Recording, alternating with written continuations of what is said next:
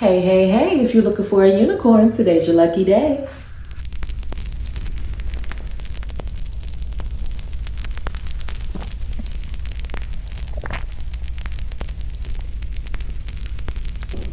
Peace, y'all. Welcome back to my channel. My name is Torian Alexia, and I'm here to give you girl talk, mom talk, fashion, music, all the things, honey. So if any of that interests you, like, comment, and subscribe, and welcome to the fold, honey. Welcome to the fold.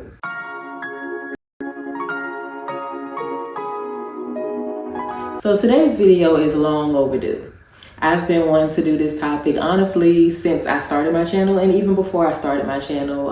And today I was like, girl, get to it. Let's just do it. Ain't nothing to it but to do it. So as you can tell by the title, the topic of today's video is the 5 types of female friends to avoid. Oh, wow.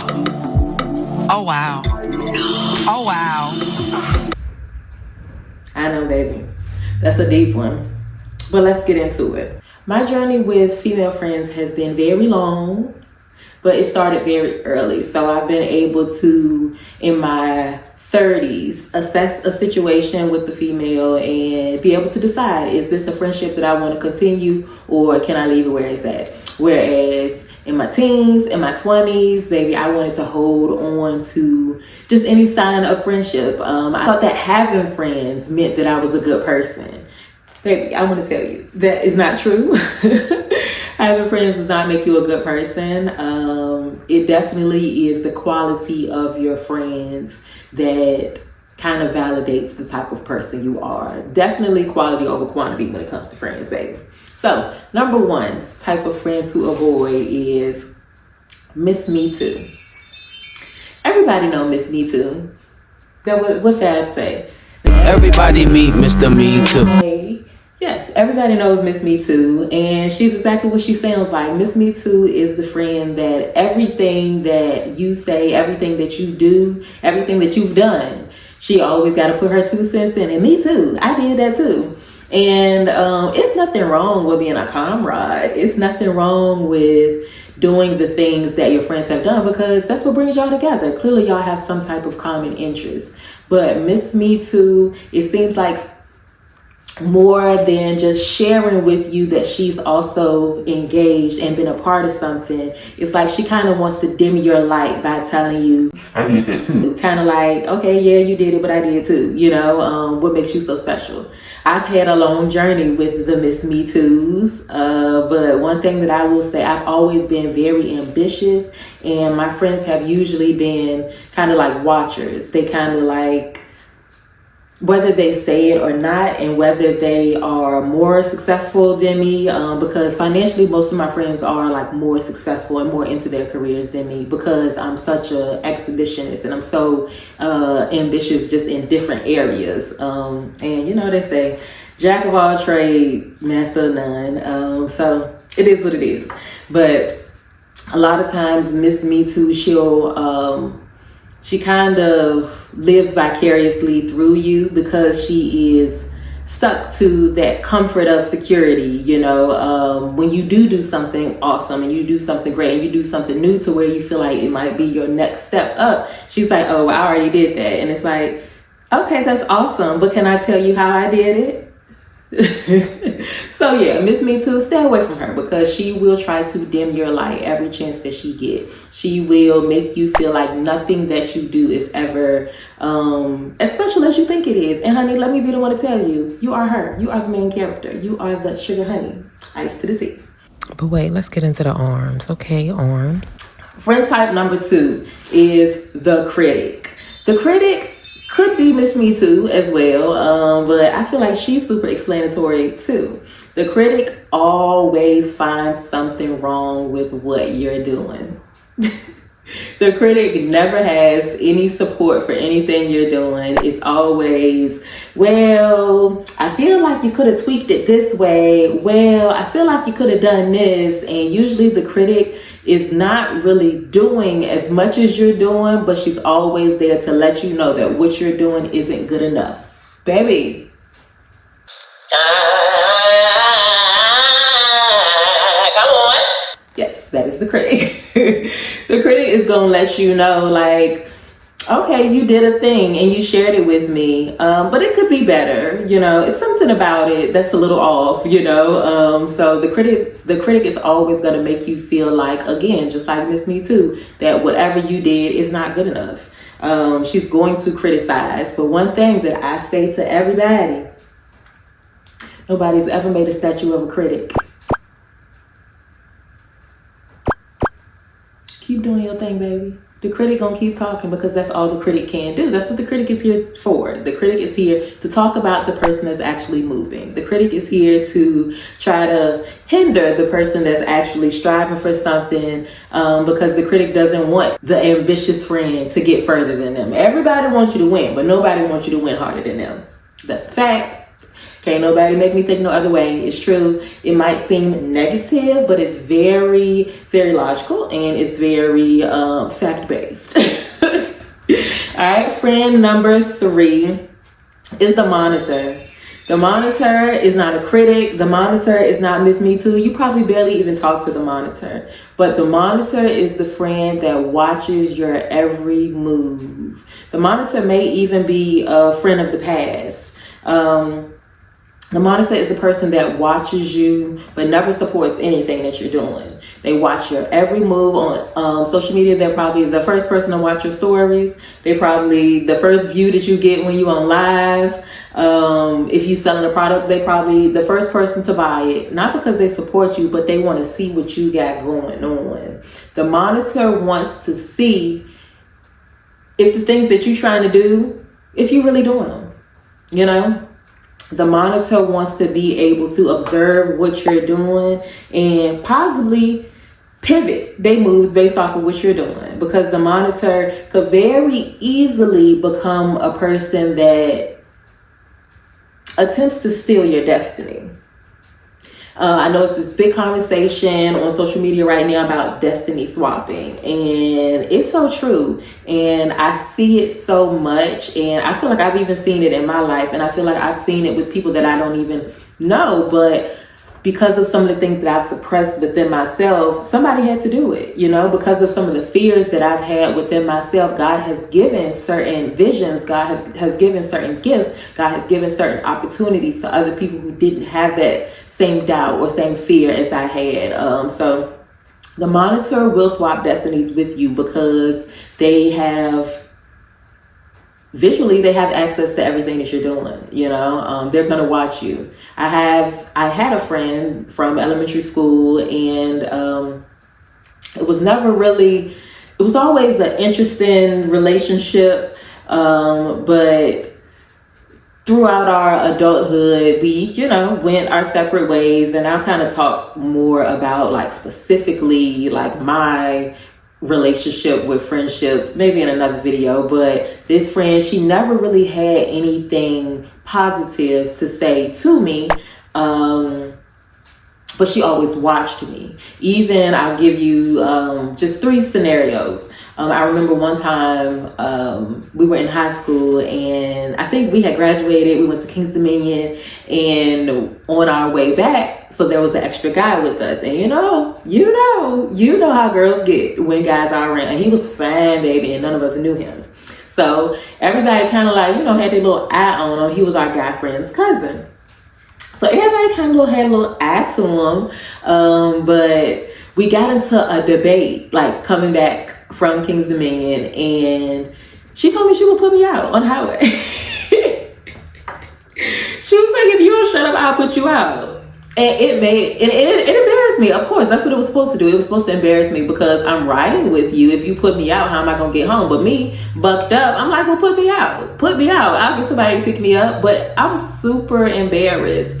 And over time, that person, you know, as we got older, situations like that kind of just kept happening. We ended up pregnant around the same time, and we went out to eat. When she found out I was pregnant, we went out to eat because I was helping her with getting a gift for her fiance's birthday or something like that. And I told her that I was pregnant, and the first thing she asked was, "You think your baby's gonna be cute?"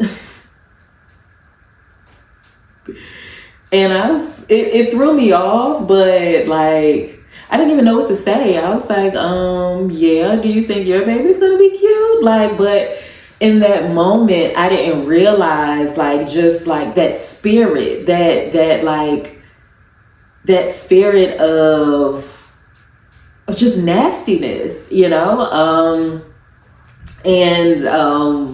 After that, came out that, you know, her and some of the friends, our friendship was already strained then, but some of the friends, like, there was a lot of chit chat, a lot of banter about my pregnancy, you know, and not even in the way of like, when are we gonna get our friend for her baby shower? More so in the way of, who my baby daddy? How she pay her bills? You know, just nasty, I'm not your friend, I'm your frenemy type stuff. And it was brought back to me by another friend that I'm not as close with anymore. But it was brought back to me that, like, she had been asked, you know, all these questions about me. And so when I brought it to the initial friend, she's like, that did not happen. I did not ask that. I did not say that. She's lying, da da da da. And I'm just like, well, I would just think that, you know, if you were my friend, that anything you have to ask, you would bring it to me. You know, you would feel comfortable enough to bring your questions to me about my child instead of asking somebody who's outside of me, you know, because that's disrespectful. And I'm pretty sure that me with my nasty mouth, I got slick in some way, and she tried to put me out again. And we were on my road, like going to my house, and she was like, well, I could put you out right here. And I'm like, you're not gonna put me out right here. Like, but that was always her one up, you know. That's another thing. I'm gonna just put a pin in that. Don't let nobody feel like you need them. Don't let no friend feel like you need them. I don't care what they get. I don't care if they got a nice ass car. I don't care if all the dudes like them. I don't care. You are you, and you deserve to be able to shine as only you can. Don't let anybody feel like they can stop you from being you, and that they can throw you off mentally by dangling a carrot in your face. But I say all that to say, after our friendship went its separate ways, I started modeling after I had my son. And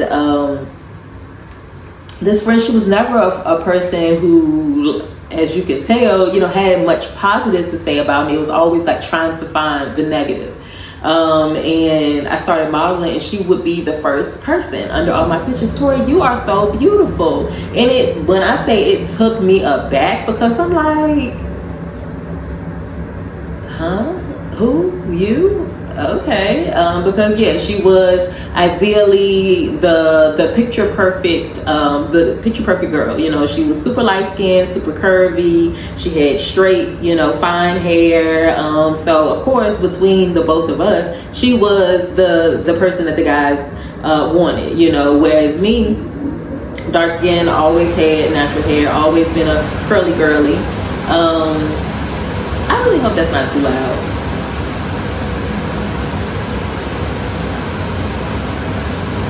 I might have to go get my mic. So yeah, like I was saying, whereas me, I've always been a curly girly, always been very chocolate in the complexion. And you know, it takes a special type of man to be able to accept and to love and to even be attracted to somebody like me, especially at a young age, you know. So it just really confused me when she became like my number one advocate in modeling. And now when I created more social medias, I was very intentional about who I followed on my social medias, because if I didn't care what you had going on in your life, there was no reason for me to follow you. I didn't mind you following me, but I'm not interested, you know. And I felt that way about her. I wasn't interested in anything she had going on in her life, so I didn't follow her. But even in me not following her, she followed me, and everything I post, she's the first person to like it. And you know, I appreciate the support. It just, you know, it would have been nice if that support would have came at a time where I cared to have that support, because now it seems more disingenuous than not. It seems like whether it's genuine or not, it seems like it's more out of guilt than out of support. But yeah, the monitor friend. 4, the Debbie Downer. The Debbie Downer. The Debbie Downer for me was also the friend that told me that the monitor was talking about me. She always had a way to just let me know any type of negative information that was concerning to me. I took a job in Alaska, and I will say that the Debbie Downer, her and I, just relationship wise, because we had been friends since we were like in Pampers, we were very similar in our mannerisms and how we talked, and we were just a lot alike. So in me realizing that she was the Debbie Downer, I had to really do some work and look at myself and make sure that I wasn't a super pessimistic friend, you know. So I took a job in Alaska. Maybe I'll do a video about all the jobs that I've had because, baby, it's been our journey. But I took a job in Alaska working on commercial fishing boats, and I had my son then, and so with this job, it was like a deployment style job. I would go out for 6 months, come home for 3 months. I wasn't able to do that more than once because I started the job at the end of 2019, and of course COVID 2020. And since the job was in Alaska, if you don't know, Alaska do not fool with the mainland. Alaska just know they are the elite ones, honey. So Alaska was not accepting people from the lower 48 once COVID came, honey. They said, baby, pariah, no ma'am. So I was laid off from that job. But while I was there, of course, being away from my son for the first time for that amount of time, it wasn't the easiest thing to do. But she was one of the friends that would, check in with me and stuff. And when she checked in with me, though, it was never like on some, dang, that's dope what you doing. Like, I'll insert some pictures because it was really cool stuff. Like, I was working on fishing boats, and yeah, it was some, I'm a little country girl from Farmville, Virginia, and it was definitely stuff that I probably would never have done, and I probably will never have the opportunity to do again. But that's me. I love being adventurous. I love being outside of the box. I love doing stuff that I know that nobody I know has done.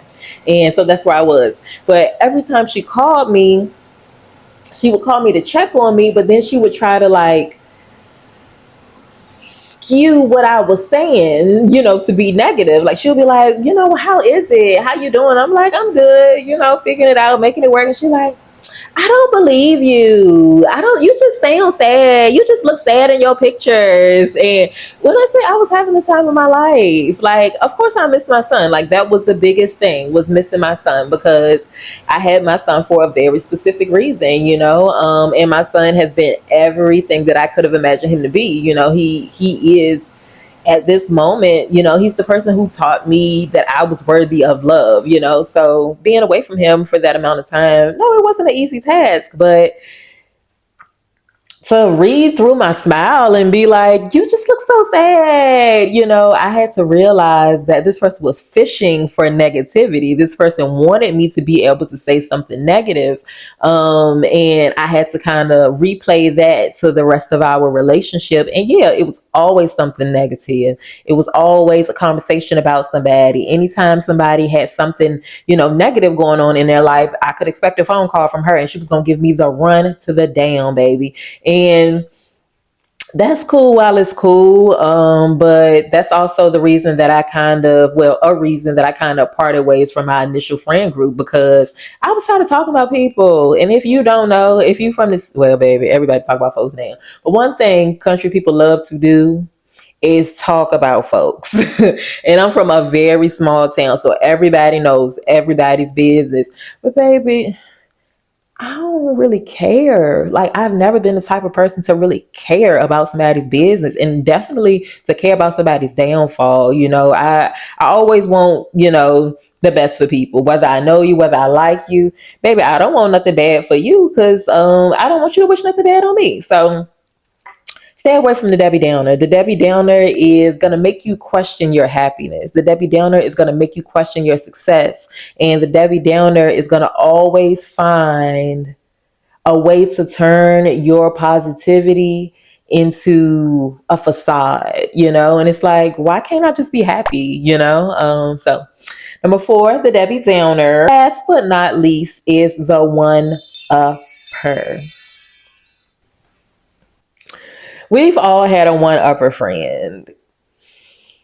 Like I said, I am a very ambitious person and I often have a lot of ideas, but a lot of times I don't have the resources to execute all my ideas. And in the past, I have, just been so excited about a new idea that I would share it. And of course, who better to share it with than my friends? Specifically, one instance, I had started making waist beads and they were so dope and I was so excited and I was making sets and it was like bracelets with the attached rings with the waist beads to match and a little anklet, baby. I was doing it. And so I would take, time to do it. And it was very relaxing. If you've ever beaded, you know that beading is very relaxing. And I had a friend and she had a few kids. And I knew that at this time, she was going through just a tough time.